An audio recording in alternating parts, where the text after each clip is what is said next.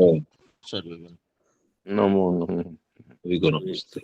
ओम जी नमो नमः। योग दर्शन की समाधि पाद के 29 सूत्रों को हम पिछली कक्षाओं में पढ़ चुके हैं।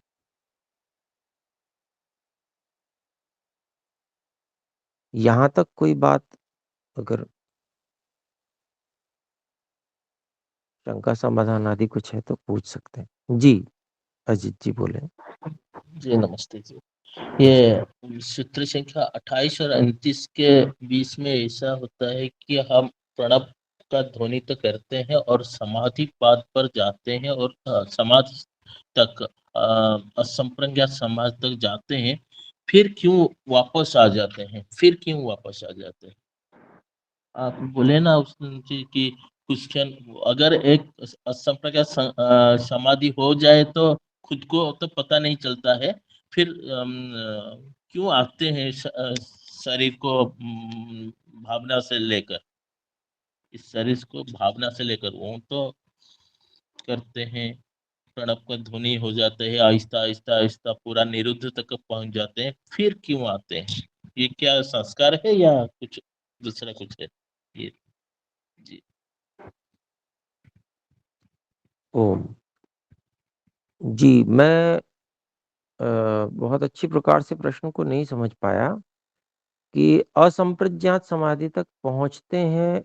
इस बात को हम मतलब इस बात को क्या सुनिश्चित हो जाता है कि हम पहुंच गए हैं, ऐसा पता चल जाता है, अनुभव में आ जाता है? नहीं नहीं, अनुभव तो नहीं आता है, कभी भी नहीं आएगा, ये किसी को भी नहीं आएगा।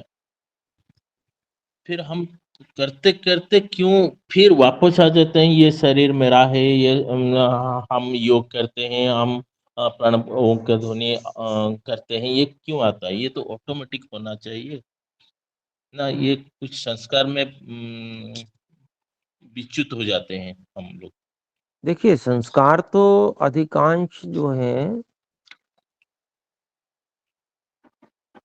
व्युत्थान संस्कार ही है, यानी कि समाधि से भिन्न अवस्था के ही अधिकांश संस्कार हैं। समाधि जी के संस्कार समाधि की स्थिति को प्राप्त किया है अथवा नहीं किया है, उसको पूरा जब शास्त्र हम पढ़ लेंगे और उसकी जो गहराई है उसको समझ जाएंगे तो हमें फिर उसका अनुभव हो पाएगा कि भाई हम कौन सी स्थिति में हैं, हम वहां पहुंचे या नहीं पहुंचे। अगर हम पहुंचे ही नहीं हैं फिर तो हम उस स्थिति में जब पहुंचे ही नहीं तो वहां से वापस आने की बात ही कुछ नहीं हुई। ठीक है ना? मिल गया कि विघ्न भाई का जो अभाव होना चाहिए, यस मिल गया। हाँ, तो वो धन्यवाद। स्थिति अगर प्राप्त नहीं हुई है तो अ, मुख्य आकर्षण तो उस स्थिति में है ना, कि जी फिर प्रश्न तो बनता है अगर उस स्थिति में पहुंच गए तो फिर क्यों वापस आ गए, तब तो प्रश्न बनता है। लेकिन अगर उस स्थिति को प्राप्त ही नहीं हुए हैं तो फिर तो मतलब फिर तो वापस आने का क्या वो है, वापस आएगा ही आएगा व्यक्ति, क्योंकि संस्कार अधिकांश व्युत्थान संस्कार हैं। लौकिक कार्यों के लौकिक जो भोग इत्यादि हैं उन्हीं के संस्कार हैं व्यक्ति के, तो उसी में व्यक्ति रहता है। ये तो स्वाभाविक स्थिति हुई। हाँ, अगर असंप्रज्ञात समाधि वास्तव में प्राप्त हो गई तो वो इतनी अधिक आकर्षण की स्थिति है, ईश्वर की समाधि, ईश्वर को प्राप्त करना, ईश्वर को अनुभव करना, उसका आनंद को अनुभव करना, ये इतना अधिक आकर्षण का विषय है कि उसके सामने बाकी सब कुछ फीका है। बाकी सब कुछ बिल्कुल, जिसको कहते हैं ना, एक हुआ गन्ने का रस और एक गन्ने की खोई, यानी कि जो बिल्कुल चुसी हुई चीज होती है उसकी ओर व्यक्ति ध्यान भी नहीं देगा कि भाई हम इसको, ऐसी संसार है ये। तो अभिप्राय ये है कि वो जो स्थिति अगर एक बार प्राप्त की किसी ने और उसको उसमें गया, ईश्वर की जो समाधि है, ईश्वर के साक्षात्कार की समाधि है, वो इतने अधिक उत्कृष्ट आनंद की स्थिति होती है कि और दुख रहितता, पूर्ण क्लेश मुक्तता और स्वतंत्रता, ऐसा अनुभव होता है कि उपनिषद में तो उसकी व्याख्या इस रूप में की गई है कि एक एक के आगे और आप 12 13 15 शून्य लगाइए और इकाई सुख बताया धरती का चक्रवर्ती साम्राज्य, जिसकी इच्छा का कोई विघात ही नहीं हो सकता, उसको इकाई सुख बताया एक, और उससे उतना गुना ये है परमात्मा का आनंद। तो अभिप्राय ये है कि वहां से तो केवल इस रूप में कि भाई बंधन में है तो शरीर का प्रभाव है और जड़ वस्तु का जो प्रभाव होता है तो वो साधन के रूप में जब तक प्रयोग में आ रही है तो वो एक कर्मफल भोग है, इस कारण से वापस आएगा ही आएगा व्यक्ति, नींद का प्रभाव भी होगा ही होगा। तो वो एक अलग विषय है, पर चाहता नहीं है वो व्यक्ति कि मैं उससे वापस हटूं,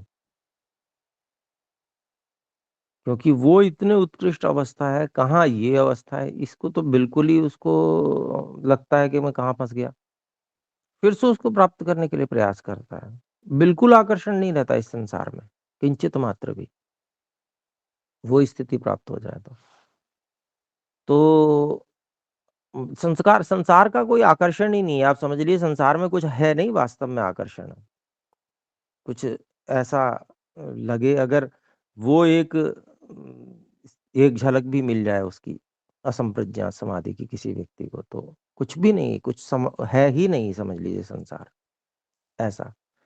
तो इसलिए आकर्षण वाला कुछ नहीं है, वो एक ये है कि बंधन है, क्योंकि शरीर का बंधन है, स्थूल शरीर है, प्रकृति से संबंध है, बस वो जब तक जो कर्मफल भोग प्रारब्ध का पूर्व जन्म के कर्मों का शेष है तब तक वो शरीर रहेगा। तो लेकिन धीरे धीरे वो व्यक्ति बहुत अधिक अभ्यास करके असंप्रज्ञात समाधि का बहुत अधिक अभ्यास करके फिर उसका भी समाधान कर लेता है धीरे धीरे। फिर वो चलते फिरते बहुत अभ्यास होता है तो चलते फिरते उठते बैठते सोते खाते पीते सब स्थितियों में समाधि में रहता है, और फिर बस ऐसी स्थिति आती है फिर अंत में कि जो शरीर बस जब तक है तो है, फिर उसके बाद में शरीर छूटते ही मुक्ति होगी, आगे ये स्थिति जीवन मुक्ति की रहती है। तो सब वर्णन आने वाला है आगे। जी बहन सविता जी कृपया बोलें। जी, आचार्य जी नमस्ते। जैसे ये अजीत जी कह रहे हैं कि वो तो कभी नहीं पता चल सकता। अपनी स्थिति का तो पता चलता है कि हम कहाँ किस स्थिति में हैं, कहाँ पर पहुँचे हैं। क्योंकि स्वामी सतपति जी जब शौच आदि जाते थे, फिर वापस आते थे तो उस समय वो जो उनकी सेवा में वो निवृत्त थे मतलब ब्रह्मचारी, उनसे कहा करते थे कि इतनी देर मैं ईश्वर से हटा रहा। जितने भी उनको 5-10 मिनट लगते थे, तो बोले इतनी देर मेरा ईश्वर से संबंध टूट गया। तो यानी कि मतलब अपनी स्थिति का पता चलता था जभी तो बोलते थे वो। ये जो कह रहे हैं ना कभी नहीं पता जी चल सकता। कि पता चलता है, बिल्कुल पता चलता है, अनुभव में आता है, पर लेकिन वो भी स्थिति पता चले तभी तो तुलना हो पाएगी। जब उस स्थिति का अनुभव रहे ईश्वर से संबद्ध होने का और उस आनंद का की अनुभूति हो व्यक्ति को, और जब अनुभूति होगी तो उसको फिर अंतर पता चलेगा भिन्न दो अवस्थाओं में। तो पहले एक स्थिति जो सर्वोच्च है उस स्थिति की प्राप्ति हो तो तभी फिर दूसरे से तुलना कर सकता है व्यक्ति, और जहाँ सुनिश्चय नहीं हो पाया है तो कि तो फिर उसके लिए क्या है, शास्त्र को पढ़ के उससे अपनी स्थितियों की तुलना करनी चाहिए। तो इसीलिए हम लोग ग्रंथ पढ़ते हैं ये महर्षि पतंजलि जी का, तो उसको हम अभी थोड़ा ही पढ़ पाए हैं, हो जाएगा, छोटा ही ग्रंथ है ये, 30वें सूत्र पे हम हैं। और तो आचार्य जी जी ये जो बोले। संप्रज्ञात समाधि में मतलब आत्मा का साक्षात्कार करता है जीवात्मा, और असंप्रज्ञात में ईश्वर का साक्षात्कार होता है, ये मैं हाँ जी। समझी हूँ। और अस्मिता मतलब अस्मि मतलब मैं, तो मैं का साक्षात्कार संप्रज्ञात में होता है। अस्मिता वो किसी मतलब आलम्बन के थ्रू वो आत्मा का साक्षात्कार आचार्य जी सी में से मेरा एक क्वेश्चन हो रहा है कि ये जो अपन ने उस दिन डिस्कस कर रहे थे आत्मा के 6 गुण, तो 3 गुण ही आत्मा के वो है ना, स्वाभाविक ज्ञान, इच्छा और प्रयत्न। बाकी जितने भी हैं मतलब द्वेष, सुख, दुख, ये सब नैमित्तिक हुए ना, उसका स्वाभाविक गुण तो नहीं है ये द्वेष, सुख, दुख, ये नैमित्तिक में आएंगे ना। और बाकी जो भी 24 हैं वो भी नैमित्तिक में ही आएंगे ना, जो महर्षि जी ने अपने सत्यार्थ प्रकाश में वर्णन किया है। मेन तो 3 ही गुण है ना उसके स्वाभाविक तो। जी सुने, म्यूट कर लीजिएगा कृपया। जी देखिए, इच्छा, द्वेष, द्वेष भी स्वाभाविक गुण है। सुख दुख स्वाभाविक गुण नहीं है। सुख दुख की अनुभूति वो ज्ञान के अंतर्गत ही आ जाती है। और इच्छा, द्वेष और प्रयत्न और ज्ञान ये स्वाभाविक गुण हुए। और सुख दुख जो है वह, जो सुख है वो सत्व गुण का, प्रकृति का गुण हुआ। दुख जो है वह रजोगुण जो प्रकृति में है उसका गुण हुआ। तो लेकिन उसकी अनुभूति आत्मा कर सकता है। ऐसे ही उसमें ईश्वर में जो आनंद गुण है, जो सुख दुख से भिन्न है, तो वो भी जीवात्मा अनुभव कर सकता है। ये गुण निमित्त से ही होंगे। ईश्वर रूपी निमित्त जब आत्मा पकड़ेगा तो वह ईश्वर के आनंद की अनुभूति करेगा। और प्रकृति रूपी निमित्त को जब व्यक्ति पकड़ेगा तो वह सांसारिक सुख और दुख इत्यादि की अनुभूति करेगा। तो ये निमित्त से होंगे।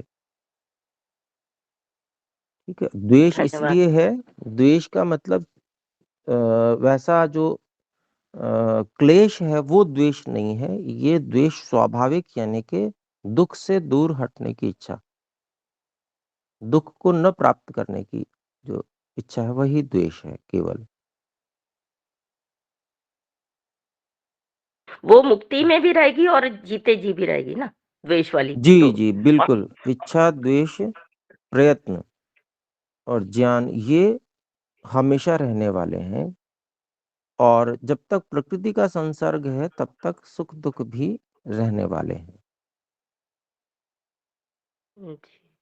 और जो 24 हैं वो बाकी के जो 24 गिनाए महर्षि जी ने, वो सारे नैमित्तिक में ही आएंगे ना, रूप, जी रस, वो तो जिह्वा। निमेष, हाँ निमेष उन्मेष वगैरह जो है वो, क्योंकि अब निमेष और उन्मेष ये दोनों गुण जो हैं वो नेत्रेंद्रिय जब होगी तभी अनुभव में आएंगे, है ना।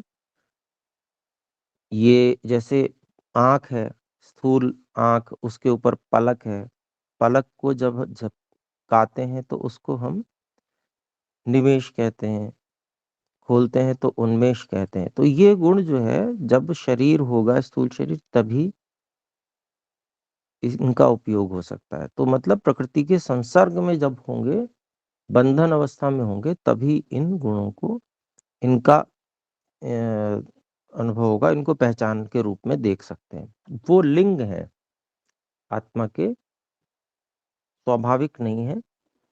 लेकिन क्योंकि दर्शन शक्ति तो जीवात्मा में स्वाभाविक है ना, तो इसलिए जो उसके साधन है वो व्यक्ति देख रहा है या नहीं देख रहा है ये नहीं पता चलेगा, लेकिन निमेष और उन्मेष पता चलेगा। पलक झपकाई, पलक खोली, ये पता चलेगा।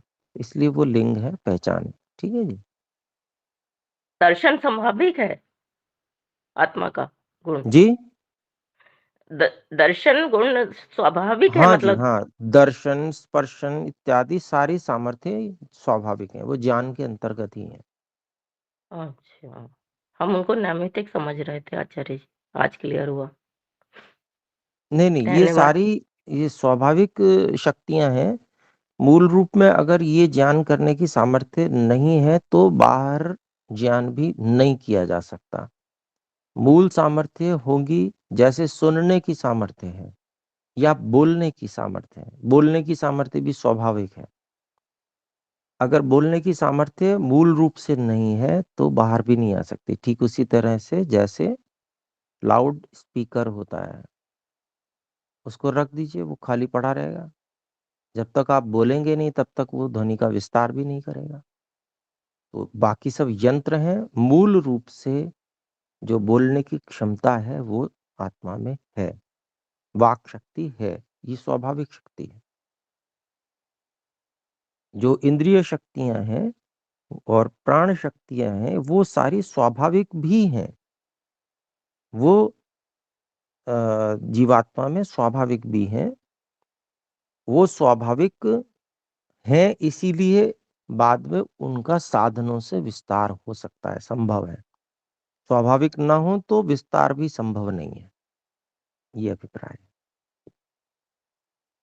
ज्ञान के अंतर्गत और हम प्रयत्न और ज्ञान के अंतर्गत लेते हैं। कर्मेंद्रिय से संबंधित जितनी भी जो है, वो प्रयत्न के अंतर्गत, और जितनी भी ज्ञानेंद्रियों से संबंधित जो मूल शक्तियां हैं, उनको ज्ञान के अंतर्गत लेते हैं।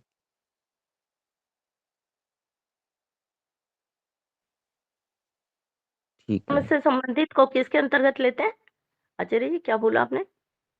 हाँ, फिर से बोलें। ज्ञान वाला तो ज्ञान के अंतर्गत तो समझ में आया, और दूसरा ज्ञानेंद्रियों क्या से बोला? संबंधित हाँ जी।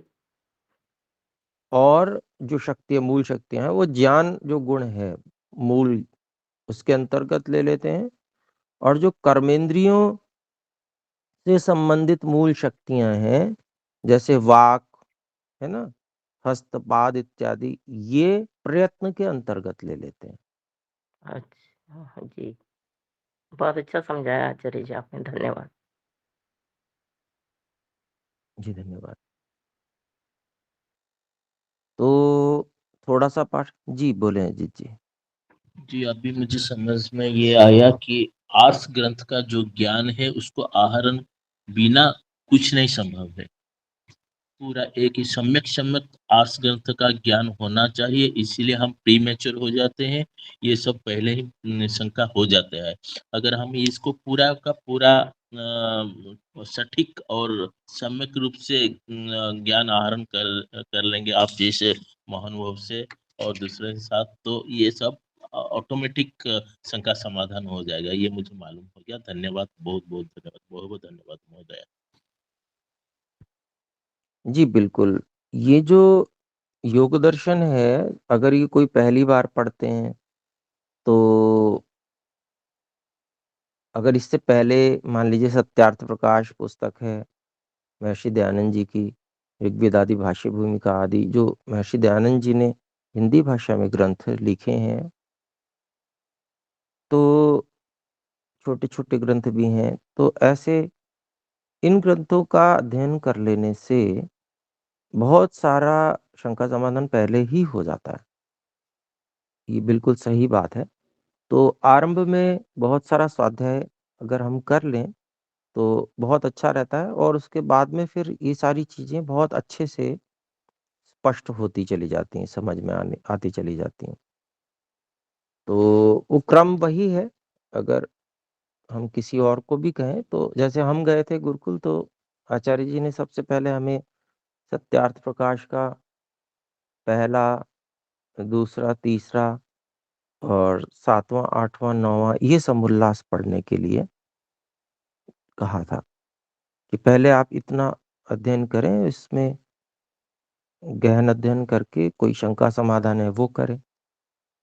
तो ऐसा ऐसे ही व्यवहार भानु पुस्तक है, उसका अध्ययन करने के लिए कहा था। इस तरह से जो है प्रारंभ, भले ही हमने पहले सत्यार्थ प्रकाश कुछ पढ़ा हुआ था, लेकिन उन्होंने कहा नहीं, ये भाग आप जरूर पढ़ लो पहले, तो हमने उसी का स्वाध्याय पहले किया। तो ये सभी गुरुकुलों में रहता है। तो चलिए, कोई नहीं, ये अब देख लेते हैं थोड़ा सा। 30वां सूत्र है, इसकी भूमिका है, अथ के अंतराया ये चित्तस्य विक्षेपाः। अब कौन से ऐसे विघ्न हैं, अंतराय हैं, जो चित्त के विक्षेप हैं, जो चित्त में चंचलता उत्पन्न करने वाले हैं। तो वो गिना रहे हैं। 30वां सूत्र है, व्याधि स्त्यान संशय प्रमादालस्याविरति भ्रांति दर्शना लब्ध भूविकत्वानवस्थितत्वानि चित्त विक्षेपास्तेन्तरायाः। तो यहाँ पर जो है इतरेतर युग द्वंद्व समास के अंतर्गत इसको बहुत सारी चीजों को एक साथ रखा गया है, इसलिए बहुत बड़ा पद हो गया है। व्याधि पहला है, दूसरा स्त्यान, तीसरा संशय, चौथा प्रमाद, पांचवा आलस्य, छठा अविरति, सातवां भ्रांति दर्शन, आठवां अलब्ध भूमिकत्व और नौवां अनवस्थितत्व। ये सारे, इनकी व्याख्या अभी भाष्य में आ रही है, देखते हैं। ये चित्त के विक्षेप हैं और इन्हीं को विघ्न भी कहते हैं। ये चित्त में विक्षेप उत्पन्न करते हैं, चित्त को चंचल बना देते हैं। जब एकाग्रता नहीं होगी, चित्त चंचल होगा, तो फिर समाधि भी कैसे हो सकती है। आइए देखते हैं, भाष्य है, नवंतरायाश्च चित्तस्य विक्षेपः। 9 हमने अभी गिने, वही 9 कह रहे हैं। ये 9 जो विघ्न है, अंतरायाः चित्तस्य विक्षेपः, ये चित्त को चंचल बना देते हैं। सहैते चित्त वृत्तिभिर्भवन्ति, एते सह चित्त वृत्तिभिः भवन्ति। मतलब ये जो विक्षेप हैं या अंतराय विघ्न है, ये चित्तवृत्तियों के साथ में होते हैं। मतलब चित्तवृत्तियां रहेंगी तो ये विघ्न भी रहेंगे, ऐसा कह लें, या ये विघ्न रहते हैं तो चित्तवृत्तियां बनती हैं, ऐसा भी कह सकते हैं। दोनों एक दूसरे पे इतरेतर आश्रित भी हैं, क्योंकि ये विघ्न भी, व्यक्ति जब बहुत ज्यादा चंचल चित्त वाला होता है ना, तो ये विघ्न आते हैं, व्याधि इत्यादि भी। जो चंचल नहीं होगा, उसको ये व्याधि आदि नहीं रहेंगी। अधिक चंचलता, ये भी जैसे खान पान में चंचलता रहती है, ये खा लूं वो खा लूं इत्यादि, कोई संतुलन नहीं रहता व्यक्ति का, व्याधियां आती हैं। आगे देखते हैं,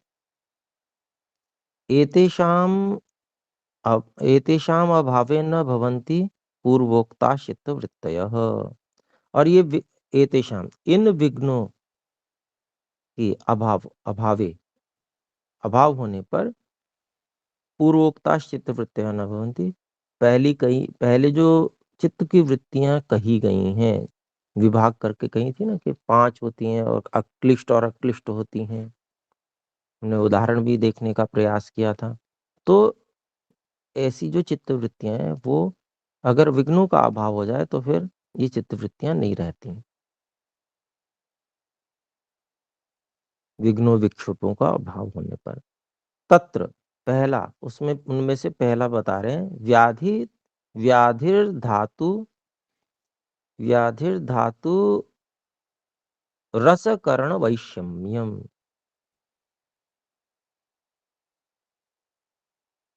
तो कहते हैं व्याधि क्या है, धातु, शरीर में जो धातुएं हैं,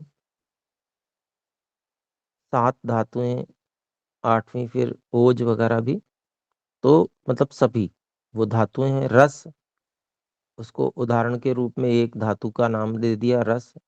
फिर करण, इंद्रियां हो गई करण, इनकी विषमता, क्योंकि शरीर में जो स्थूल इंद्रियों के गोलक हैं वो भी तो धातुओं से ही बने हुए हैं,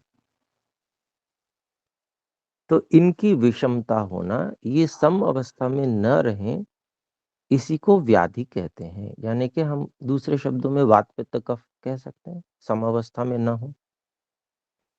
धातु वात पित्त कफ को भी कह सकते हैं, उनको भी धारण, क्योंकि वात पित्त कफ भी शरीर को धारण करते हैं, इसलिए उनको भी धातु कहा जाता है।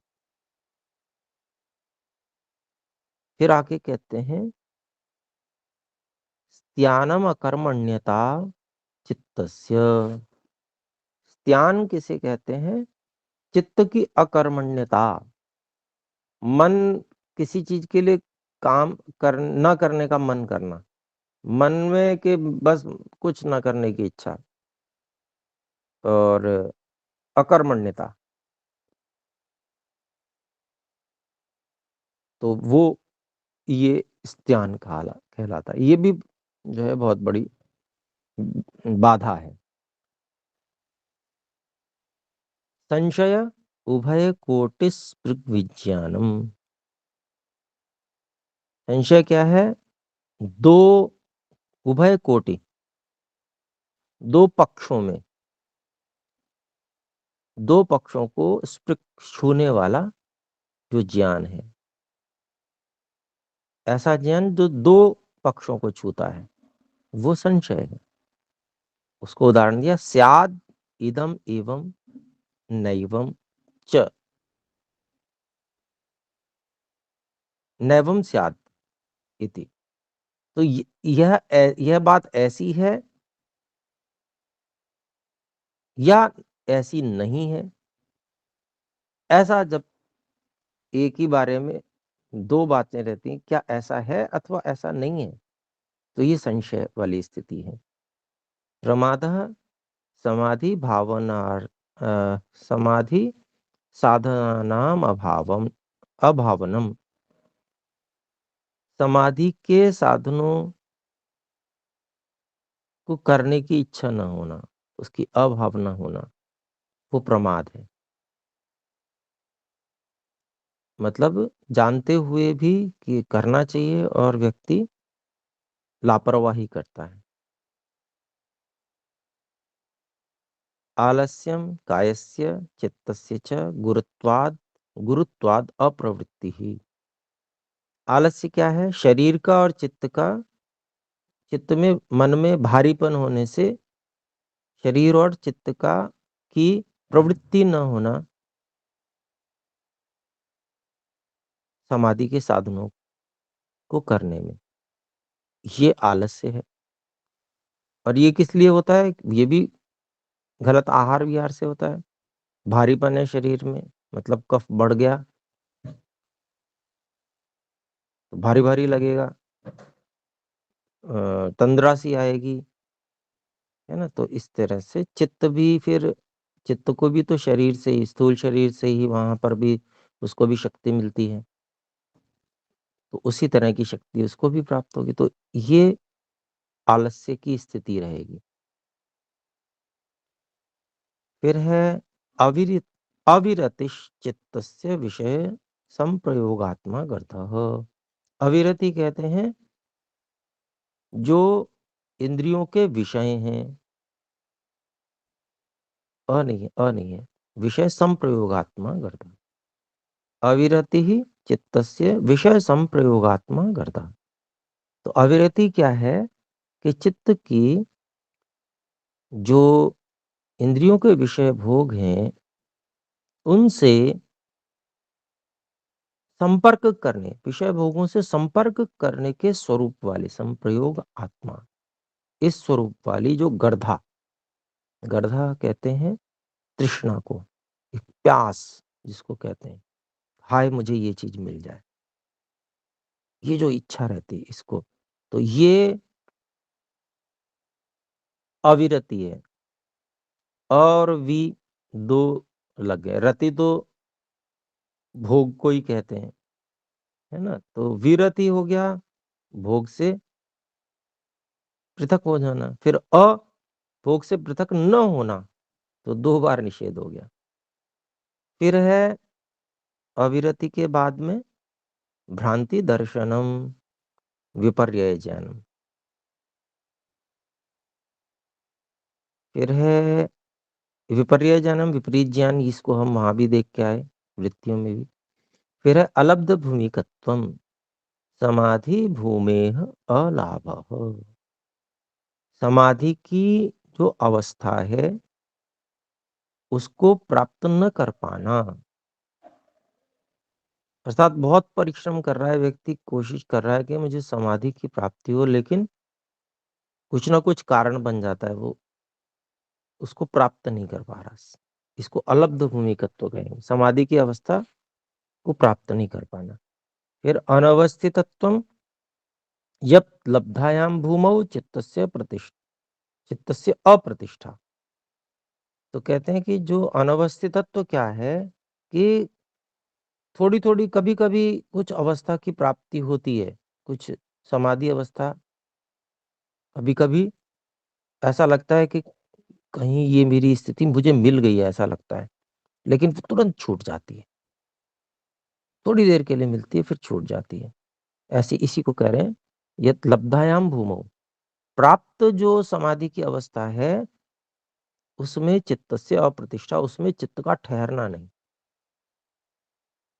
उस स्थिति में ठहर नहीं पाता चित्त, ये अनवस्थितत्व है। ये भी बहुत बाधा है। फिर कहते हैं समाधि प्रतिलंबे ही सति तदवस्थितम स्यात् इति। समाधि की प्राप्ति हो जाने पर प्रतिलंबे ही सति, समाधि की प्राप्ति हो जाने पर उस स्थिति में ठहरना चाहिए, उस स्थिति में व्यक्ति रहना चाहिए, पर वो रह नहीं पाता, इसीलिए अनवस्थित तो कहा। एते चित्त विक्षेपा, ये चित्त के जो है चित्त को चंचल बनाने वाले हैं सभी व्यक्ति। जो व्यक्ति मेहनत कर रहा है, परिश्रम पुरुषार्थ कर रहा है, वो उसमें जाकर ठहरना चाहता है स्थिति में, पर ठहर नहीं पा रहा है, वहां पर व्यक्ति को फिर खींच आएगी, परेशान होगा वो, है ना। तो वो विक्षेप आ गया, चंचलता आ गई, बस ये जो खींच आ गई ना, धैर्य छूटा, बस ये सब कुछ मटिया मेट कर देगा। प्रयास करता रहे लगातार, खींचे नहीं, तो अनवस्थित तत्व की स्थिति में बदल जाएगी। ये थे चित्त विक्षेपा, ये चित्त के क्या है, चंचल करने वाले नव योग माला। ये 9 जो हैं योग के मल कहे जाते हैं। योग प्रतिपक्षा, योग का विरोध करने वाले हैं ये। योग अंतराय, बहुत सारे नाम दिए। योग के विघ्न इति अभिधीयन्ते, इनको इस प्रकार से कहा जाता है। क्षमा करें, थोड़ा अधिक समय हो गया। आइए एक बार ओम का उच्चारण करके विराम करते हैं।